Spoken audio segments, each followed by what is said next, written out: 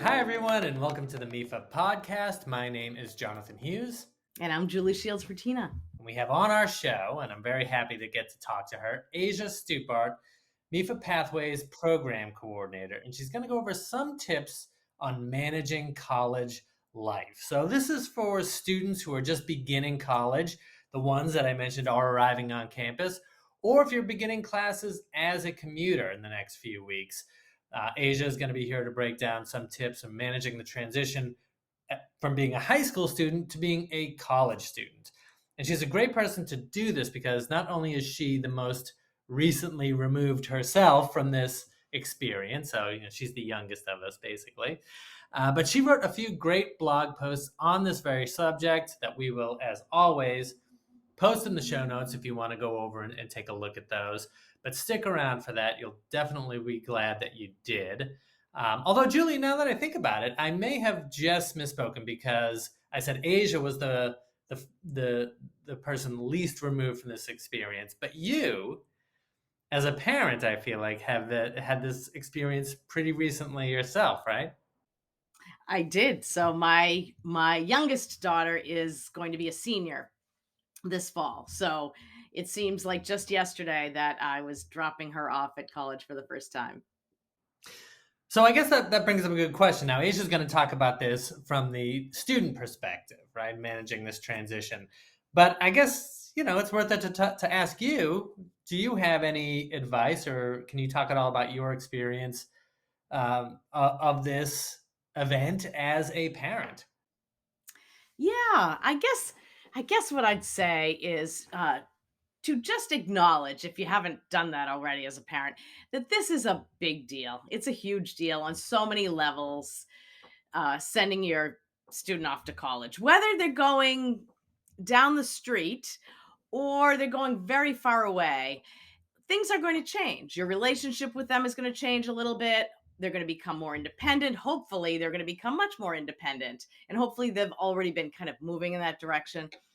So I guess there's so many things, that will happen on an individual basis. But I guess the one thing I would just talk about is that just to recognize that and to recognize that it may feel difficult, and that inevitably a day, 3 days, a week, a month into the school year, you'll probably get a panicked call at some point. Could be something like, I need a fan for my room. It's too hot in here, or something even more major.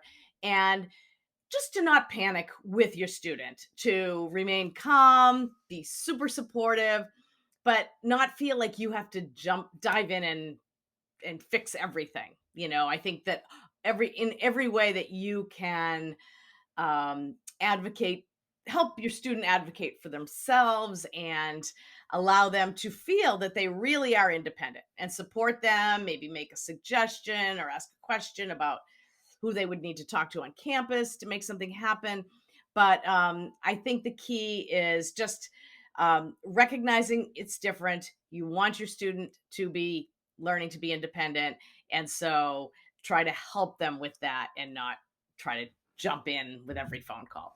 And one last thing, what I've found, and I've found this from a lot of friends have told me this too, that if your child calls you with a problem, then they hang up and you're all worried about it. And they probably then go down the hall and meet a friend and, go out and play Frisbee or something, so um, just take it all with a grain of salt and recognize that it will be challenging, but it's you'll be great. Students have their things that they're worried about, and parents have their things that they're more worried about with this process. So I thought we would take, before we spoke to Ajea, a few minutes to address the parents of these students who are headed to college in a few weeks, particularly the parents who maybe haven't figured out finances yet, and they may be worried that they're behind at this point in the year, that maybe they've been thinking all summer about how they're going to do this, and maybe had a little bit of anxiety about it. And now maybe the payment due date is coming up really soon, and they're getting nervous. So I know that we've been hearing questions from these parents on the phones over the past few days and few weeks. So let's address some of these questions right now. So first of all, for the families who are looking to make a payment and have a payment due date that they're staring down, and they have some savings to pay the bill. And you can talk about some of the MEFA programs that they may be saving in. How do they go ahead and get the money that they've saved in either the UPlan or the UFund to their colleges? Sure. Yeah. Okay. So we know MEFA offers loans, and we also offer the state's two college savings plans. So we have specifically the UFund, which is the Massachusetts 529 plan, and then we have the UPlan, which is the prepaid tuition program. So I'll talk about those first. So if you've been saving in either one of these programs, and you want to use the funds to pay for college, which is great because you've saved for that, it's pretty easy to do that. So the U Fund, the 529 plan, the way you would do that is you would contact Fidelity Investments, and you can do that either by calling the 1-800 number, which is 800-544-2776. And I'm sure you'll put that in the notes, Jonathan. Um, or you can go to fidelity.com/ufund and you can request a distribution that way. So either way, and then you will say whether you would like the distribution to be sent to the college or directly to you. And then Fidelity will send the amount that you choose to wherever you choose. Okay, so that's the UFund. What about the UPlan? And then the U plan, you should visit MEFA.org and click through to the U plan. Or again, you can call an 800 number, 888-590-5653, and you can process your request over the phone. And you can have the funds cashed out to the owner or sent to the college if the student is attending a particular college that is participating in the U plan. Yeah, so let's talk about that a little bit. Now, you mentioned for the UFund and the UPlan, you can cash the funds out to the owner or send them to the college. Does it matter where you send the funds? Well, for the U Fund, the 529 plan, no. The key is you just want to make sure the funds are used for qualified educational expenses in order for the distribution to remain totally tax free. So it may be easier to show that in an IRS audit, should that ever come up, if you have the funds sent directly to the college. But it doesn't have to. As if you have them just sent to you, just make sure that you document and keep receipts of how you spent the money on anything like tuition, fees, room and board, books, supplies, equipment. Keep those receipts in the tax folder for the current calendar year. And then if anything ever comes up with the IRS, you can show that the money was spent on qualified expenses, and then you won't have to pay taxes. For the U plan, it matters a little more. So if your child is attending a participating college in the U plan, it means that you've locked in a percentage of tuition and fees at those participating colleges when you put the funds in. And now you're owed that same percentage of tuition at that college in the maturity year. So if you cash out to the owner, you get what you put in plus interest, but not the percentage of tuition. So if the student is going to a participating college, have the money sent to the college. If they're going to another college, then just you can have it sent to you. Okay, now that's great. That's the savings programs. But when we're thinking about parents who are maybe in a panic or maybe just a little nervous, who are calling us trying to figure out how they can get the bill paid, they're mostly talking about borrowing, right? So turning to parents who are looking to borrow a MEFA loan, the first thing that people want to know is how long does it take? Yes. And I think here at MEFA, we all use the general guidance that you should leave about 2 weeks for the whole process to play out. So you'll receive your college bill, you'll know the date it's due, and try to apply for the loan a good 2 weeks in advance. And so what happens is you apply for the loan. That takes about 15 minutes to fill out the application. And once you submit, you get a decision on if it was approved or not pretty quickly. And then everyone who's on the loan note has to sign the loan agreements. So that can just take, a day or two sometimes to make sure you sit down and do that. Then once that happens, the college is notified electronically that the student has been approved, and the college has to certify that the student plans to attend. So there's just that little bit of a process, and then the money can be dispersed. So sometimes it can take a shorter time than 2 weeks, but I think it's good just to allow that extra time so that no one's in a panic, so that this process can be really smooth. The college is notified pretty quickly of the decision, right? And can you talk about why that may matter to parents? Yeah, well, let's say you are doing this last minute because we know we're parents, we're busy, we do things last minute. Then, as long as you've applied for the loan and it's been approved, if you feel like you're bumping up against the deadline, then you can always call the financial aid office at the college and just say, I've applied for this loan, it's approved. I just want to make sure that I'm not going to miss a deadline. And most colleges will work with you, and they may go into their system and see that and be able to complete their part of the process right then and there. So don't panic. Um, Call the financial aid office. You can talk that through. I'm sure they want to work with their families in a good way. Um, but if you can, try to leave yourself a couple of weeks just so there is no stress. All right, thanks, Julie. Now we'll head to the MEFA mailbag, and these are questions that have come in to us from customers over the past 2 weeks and answered by our college guidance experts. Now, remember, if you have any questions, you can please reach out to us at collegeplanning@mefa.org, or you can call us at 800-449-MEFA, or you can reach us on social media. Our Facebook is MEFA MA, our Twitter is at MEFA Tweets, and our Instagram is at MEFA_MA. So today's question comes to us from Susan, who says that her son is attending a 5-year undergraduate program. And is he still able to receive the federal direct student loan in the 5th year of his undergraduate education? Julie? And the answer is yes.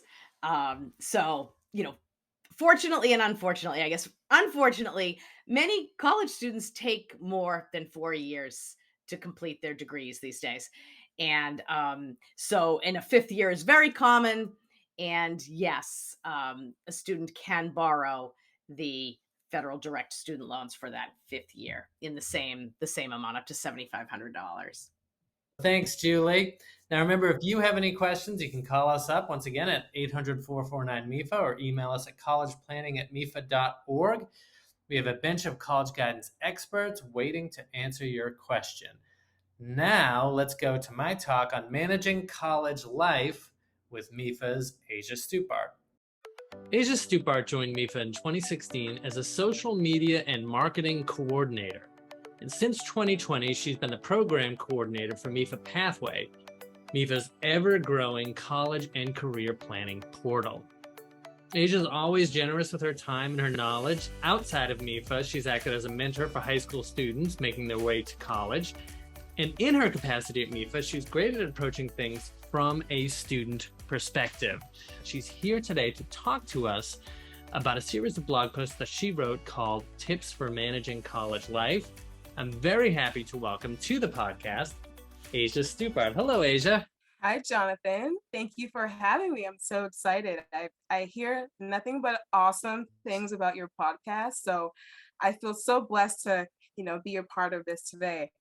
Well, my favorite guest, so we'll have to come back soon. Definitely. Yeah. So, Ajea, you wrote a series of blog posts called Tips for Managing College Life. And there were 3 blog posts that you wrote. Can you tell everyone, first of all, what audience are you addressing with these? And then explain what each blog post deals with. The audience for this blog, the series rather, is for students. And I'm saying really all kinds of students that are about to enter college, students that are in college, students that are about to graduate from college. I think with the Balancing Act series that I wrote, it's really something that every student that's in college, about to enter college, and about to graduate from college can find tips that are relatable. And I almost think of the three parts of the series as a pre and a during and a post college. The first part of the blog, part one, talks about managing college life and academics. And it talks about a variety of tips that students can take to manage academics. And then it can be very challenging to manage academics.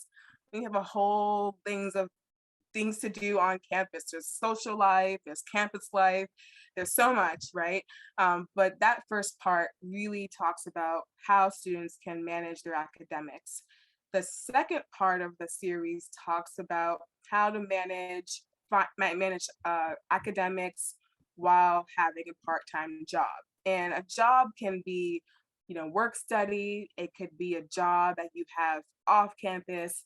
Knowing how to manage school with work can be a challenge. And I think that's something that we all can relate to if we worked on campus or even off campus. But having those tips are helpful to navigate those two competing realities while you're on campus, because it can definitely be challenging. And then the last part talks about finances, how to manage finances in college. And there are a lot of tips as well that students can take after they graduate. Budgeting is one tip that can be relatable in college and out of college. Setting a schedule, when you have to pay for things, like those are things that are actionable that I think every student can take while they're in school and once they finish school as well. Let's talk a little bit about the first blog post that you wrote, which breaks down some tips for managing academics in college. I was just on a panel for high school students going to college, and we tend to think a lot about the details and all the little minutiae and what people need to do, etc. But their questions were really general. And the first one that they had was, what is the difference between being a high school student and being a college student? It made me think of this blog. So actually, I would love to get your answer to that question.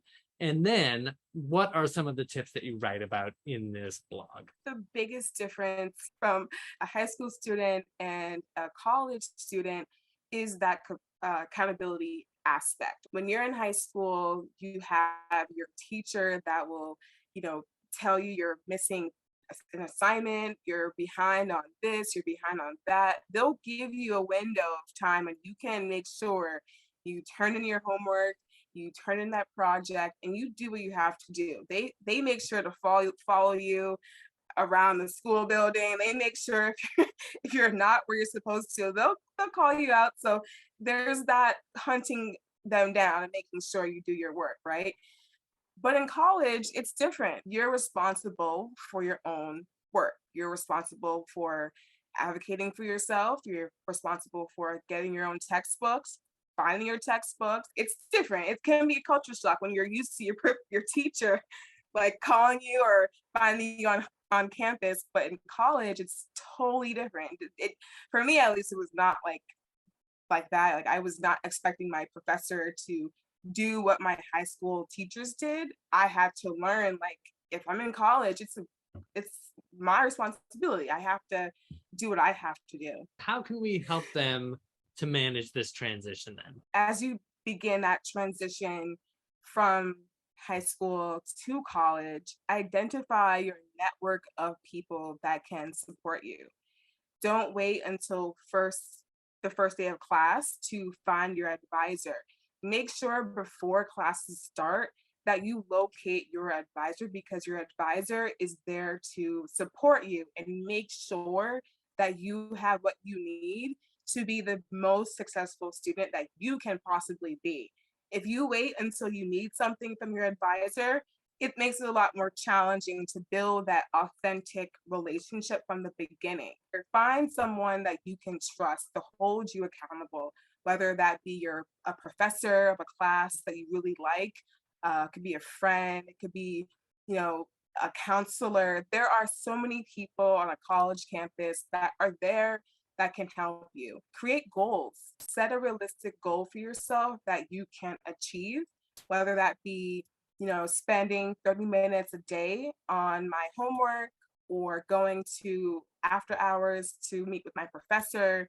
Do things that are going to help you be the best student that you can be and are going to support you. That's how you can be in that position to manage that shock from high school to college, because it is a big shock. It's different. Did your own experience then in college inform your writing of these tips?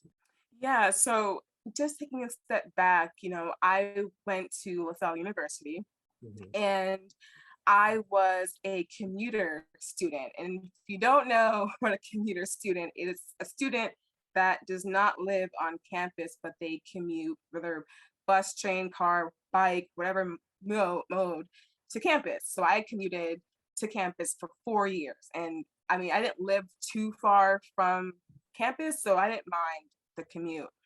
So as a commuter, I had to learn how to advocate for myself. I had to learn, okay, where's my advisor? I had to learn, you know, my schedule. I had to make sure I really advocated for myself. I had the opportunity to work as a assistant in the library. So I made sure to get a job and find a way to make things happen. That's what you do in your college. You make things happen. And I worked in the library for three years from freshman year to junior year. And it was one of the greatest experiences that I've had in college because it really exposed me to working on campus, literally while trying to manage college life and academics.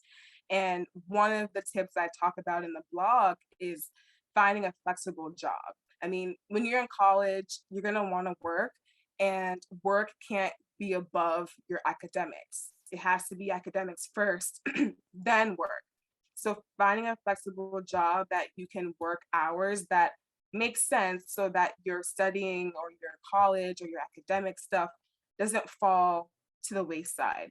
So for me, when I was in the library, I worked the morning shift typically, and I had class like right after, or I would work in the evening because I had classes in the morning. So I had a lot of free time throughout the day. So I fit in working when I could. I never really overworked myself because I knew that if I did that, then my grades could potentially suffer. So finding a flexible job can help make sure that you're putting your academics first and your grades don't suffer. And just knowing that, hey, maybe I can't work today. Having that money is nice, don't get me wrong, but not at the expense of your grades suffering. Was that a work study job? No, literally, I was walking, on college campus. And at the time, I wasn't looking for a job. Like, I wasn't like, oh my gosh, I need to, get a job on campus. I literally was in the library and I had seen a sign that said, now hiring library assistant. And it said how much you make per hour and the time. And I'm like, hey, I'm gonna apply because this can be easy, I can work in the library, I can get schoolwork done, I can do all of this. And I literally saw the posting that same day I applied, and I got an interview the next day and did training, and I got the position the following day. So I just kind of stumbled upon this job that I got. I wasn't looking for it, but it kind of was a perfect position for me. One of the things that we talk about for work study is that it's sort of a way for students to feel more connected to the campus in general. And you, as a commuter student working a non-work study job but on campus, was that important for you for the same reason?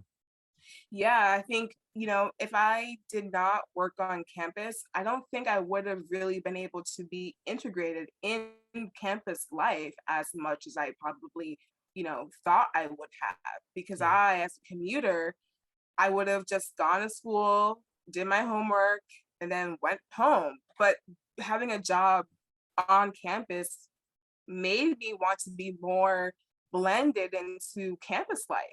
Made me want to make sure that I was, advocating for myself, or showing up to class and doing my homework and making those connections from my professors to my boss, to these are people that I don't think I would have really, in hindsight, met or built that relationship with if I did not work on campus. It would have just been, oh, I'm in, go to school, and then I'm going home. Is there anything that you would have added to this blog now? There was one thing I would say to, like, if I had to look back and, rewrite the blog, I would say definitely add a component about mental health.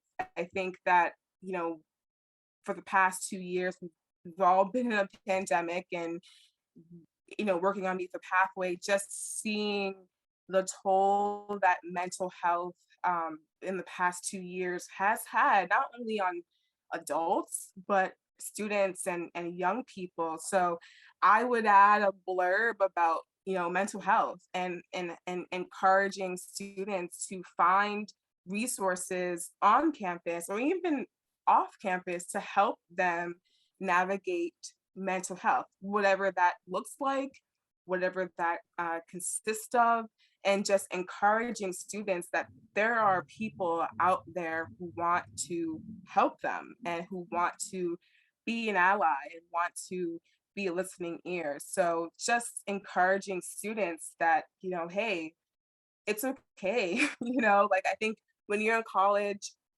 you have a lot going on already, navigating college life, navigating, your social life, navigating, trying to fit in. If there were any people I knew that were struggling and, trying to navigate excelling academically when you have all this other stuff going on in the background can be very challenging. Skipping ahead to the third blog post, Mhm. the third one is about finances, right? Making smart money choices while you're in college. And in this blog, you wrote, quote, college is the first time that many of us have the opportunity to earn some income and also have full reign over the decisions we make with our finances, end quote. Let's talk about how college students can get started off on the right foot. The first step is having a conversation with your parent or guardian, having a conversation about money. Like, when you're in college, are they gonna give you money? Are they giving you an allowance? Are you responsible for paying for your own books? Are you responsible for paying your own bills? Like, I think both parties should be on the same page about who's gonna who's gonna do what. Like, I think sometimes some parents might want the student to have a job on campus to be able to pay for their own things because they want their kids to have that freedom and that sense of independence. And some parents might not want that. So I think it's important, like, at the very beginning, having a conversation of when it comes to money, because when you're on campus, like, yeah, you have a meal plan, yes, you have financial aid, yes, you have all these things, but you still might have to pay for something out of your pocket. A cup of coffee. I mean, I was in the dining hall pretty often. We had to pay for certain things, like, it comes with living on campus or even being a college student. So you have the conversation, then make a plan. Figure out, okay, let me get my feet wet freshman year, maybe not work freshman year, but think about, okay, if I do want to work, where can I work? How often can I work? And then what does that look like? Because again, you want to integrate work into your academic, into your schooling. You don't want your schooling to kind of fall to the wayside. Do I want to work on campus? Do I want to work off campus? How much money do I need? Being mindful of credit cards. I mean, I think when you're in college, like, I used to work at Macy's in college too. And I can tell you the number of times friends would come and say, "Oh yeah, I have a credit card. My minimum is X dollars, and I'm gonna go out and buy things." And they would just swipe left and right, and they would have no idea of how much they would have to pay back, every single month. So just being mindful of credit. Like, if you don't need it, a credit card for a store or anything like that, just don't do it if you don't absolutely need it. It can be a great way to build credit, but just being mindful of if you use it, you have to pay it back. One other thing that I wanted to get your take on is financial aid.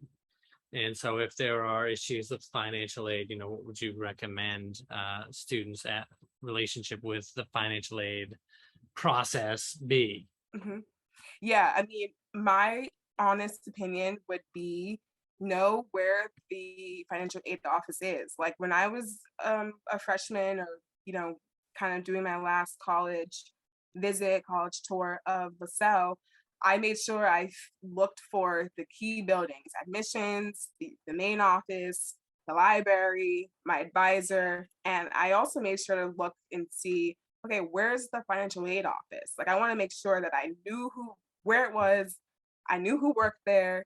I knew who I would contact if I had an issue. So that way, when an issue came up, I could go to the office and say, hey, so and so, I'm having an issue with my, financial aid package. Can you help? And also get your parents and or guardian involved. Like don't feel like if you're having an issue financially that you have to take it on yourself. Like my mom was always CC'd on every email with the financial aid person at the school, and she made sure to make sure things are moving along in the way that they were supposed to. Also be honest, be transparent. If you have a situation, ask about means to help alleviate those kind of uncomfortable conversations.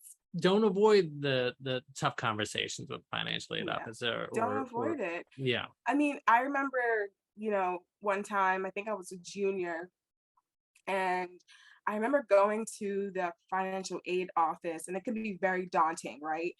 And I remember going, and I remember seeing all these kids outside lined up with their like award letter or their financial information. And like I felt good in that moment. And it might sound weird to feel good in that moment, but it made me feel like I wasn't alone. It made me feel like, okay, there are other kids on campus that have some issues that they need to work out with the financial aid person. And they came with their papers to show, okay, like here's what I need help with. And just knowing that if you encounter an issue with your financial aid, don't feel embarrassed. I mean, there are plenty of kids that, on my campus that dealt with it. I know personally friends that dealt with it, and being able to talk about it makes it feel like you're not the only one going through that, particular situation. So don't feel embarrassed. It happens to most, if not all of us. Like it will work out. Just don't feel embarrassed. I know it's hard to, but have a conversation with your friends too. Like just know that your friends are in your corner and they're there to support you and they're there to build you up and not tear you down if you can't, navigate that. Well, such good advice. Now, I mentioned that in the intro that you work on MEFA Pathway, which Yes. is the college and career portal for students and educators from middle school through high school. And I said it's ever growing because there's so much there. And every time I Yeah. look, there's something else there. So can you tell folks about MEFA Pathway and what it is and what is maybe new with MEFA Pathway? Yeah, so MEFA Pathway is a free college and career planning platform for students in grades 6 through 12 that help them plan for post-secondary success. Now, there are a variety of things that I love about MEFA Pathway, and I would say one of the top things I love is the long list, but one of those top things that I love is the fact that MEFA Pathway truly supports every student, whether you're going into a four-year college, a two-year college, into career, somewhere in between, there's really something for everyone. And that like makes my heart really smile knowing that we're offering this platform that not only is free, but every student we know is not going to go in the same pathway or not going to go in the same journey, but being able to offer students something that, hey, I can go in and find something that's for me, it's really truly remarkable. And there are a variety of features and functions that we have, and I'll highlight three new ones that we have. that have recently launched. The first feature is the My Journal feature. And what's so great about the My Journal is that it allows students to have a place where they can notate something, whether academic, personal, or career, and add a journal entry all while on MEFAPathway.org. So whether they're on the career search or they're in the profile details, they can add a journal entry about something that matters to them, something that is important to them. Our next feature is our skills feature. So now with the MEFA Pathway, students can add up to 20 skills in MEFA Pathway. They can add a combination of soft skills and tech skills. So whether that is, Adobe or, Microsoft Word, leadership, the list of skills is really extensive, and students can add those skills and find, the right path, the right next step for what are their skills and their strengths. And the last feature, it's not super new, but it's, again, one of my favorites in MEFA Pathway, is site translation. So if you don't know, MEFA Pathway translates into 6 languages. We have a combination of English, Spanish, Portuguese, Vietnamese, Chinese, and Haitian Creole. And this is definitely by far something that I'm really deeply passionate about, to be able to offer something that every student can really tap into, especially the ones that don't speak English as a first language. Having something that's translatable is important, and I think we're doing the really great work with MEFA Pathway and offering that to students. That's MEFAPathway.org, right? Yes. Okay, so we will link to that as well in the show notes. Ajea, it was so nice to talk to you. Thank you for coming on. Thank you. I had a great time, and thank you for inviting me. It's a pleasure to be in your great graces of podcasting and all that awesome stuff that you do. Well, now you were going to have to come back now, because this is a really nice conversation, and I want to have another one with you soon. So definitely. Yeah, it was great to see you. Nice to see you too. Thank you. Thank you. Well, that about wraps it up for us today. Once again, thanks to Ajea for sharing her time and her expertise with us. And folks, if you liked the show today and you want to hear more from MEFA on all topics related to planning, saving, and paying for college and career readiness, please subscribe to us on Apple Podcasts, Stitcher, iHeartRadio, wherever you get your shows from. And whether you're a new or regular listener, please remember to rate and review us so we can keep doing what we're doing and getting this show to people like you. So Julie, thank you very much once again. You're so welcome. Thank you, Jonathan. Thanks to our producer, Sean Connolly.